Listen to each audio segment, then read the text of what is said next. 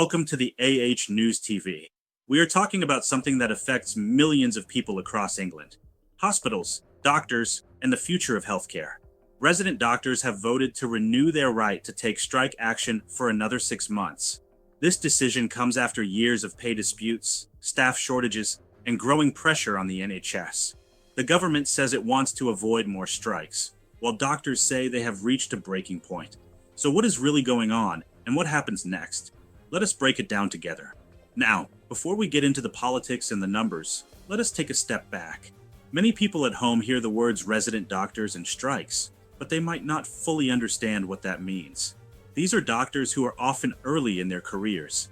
They work long hours, nights, weekends, and they are on the front line of patient care. With that in mind, here's the big question. Why have resident doctors voted so strongly to renew their mandate for industrial action? The main reason is money and fairness over time. Resident doctors say their pay has not kept up with the cost of living for many years. When prices for rent, food, and energy go up faster than wages, it feels like a pay cut, even if salaries stay the same. The union says this is exactly what has happened. Many doctors feel their work is more intense than ever, but their pay does not reflect that reality. On top of this, hospitals are short-staffed, which means doctors are doing more work with fewer people. Renewing the strike mandate is their way of saying they are serious, and they want the government to act, not delay. If you haven't already subscribed to AHNEWSTV, click the bell icon to be notified of any new videos I post. Let us talk about the strength of this vote, because the numbers really stand out. More than 90% of those who voted supported further action. That is a very strong message by any standard. So what does this overwhelming result tell us about how resident doctors are feeling right now? Of course, it tells us the government has frustration runs deep and wide. This is not a small group of unhappy workers. It is a large majority saying the same thing. Many resident doctors feel ignored for too long.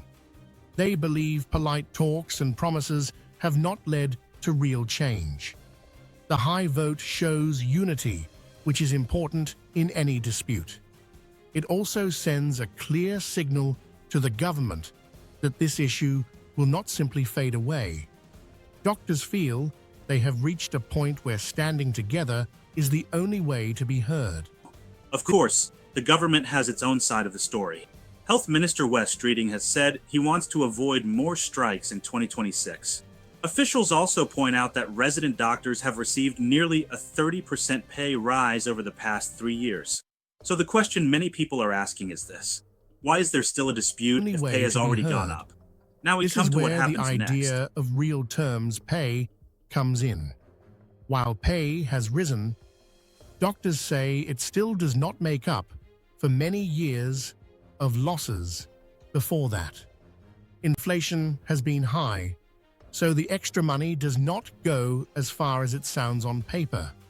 Doctors also say pay is only part of the problem.